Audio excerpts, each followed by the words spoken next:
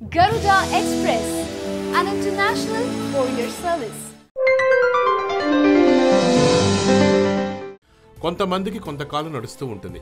గత కొన్నేళ్లుగా BJP chief Amit Shah time నడుస్తోంది. ఆయన గాని స్పెషల్గా టార్గెట్ చేశారంటే చాలు, దాన్ని చేరుకునే వరకు విడిచిపెట్టారు.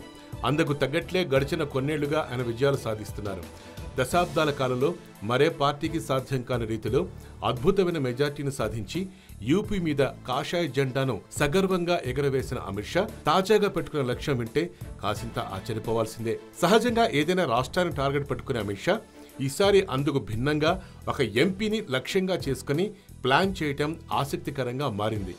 ఇక అమిత్ షా లాంటి వాడికి కొరకరాని కొయ్యిలా మారిన ఆ నియోజకవర్గం ఏమిటి అన్న వివరాల్లోకి వెళితే అమిత్ షా టార్గెట్ ఎంత పెద్దదో ఇట్టే తెలుస్తుంది. మిగిలిన వారికి అమిత్ షా టార్గెట్ ఎంత టఫ్ అనేది తెలియకపోయినా తెలుగు రాష్ట్రాల ప్రజలకు మాత్రం ఇట్టే అర్థమైపోతుంది. మతం ప్రాతిపదికన ఓట్లను చీల్చేసి తన నియోజకవర్గాన్ని కంచుకోటలా మార్చేసిన మజ్లిస్ అధినేత అసదుద్దీన్ ఓవైసీ ప్రాతినిధ్యం వహిస్తున్న హైదరాబాద్ లోక్సభ స్థానమే అమిత్ షా నెక్స్ట్ టార్గెట్ అని చెప్తున్నారు. హైదరాబాద్ లోని అసద్ నియోజకవర్గంలో జెండా పాతడమే తన తదుపరి ధ్యేయంగా తెలుస్తోంది. 1984 నుంచి 2014 వరకు ఎప్పుడు ఎలాంటి పరిస్థితులు ఉన్నా సరే హైదరాబాద్ లోక్సభ స్థానంలో మజ్లిస్ గెలిచే పరిస్థితి.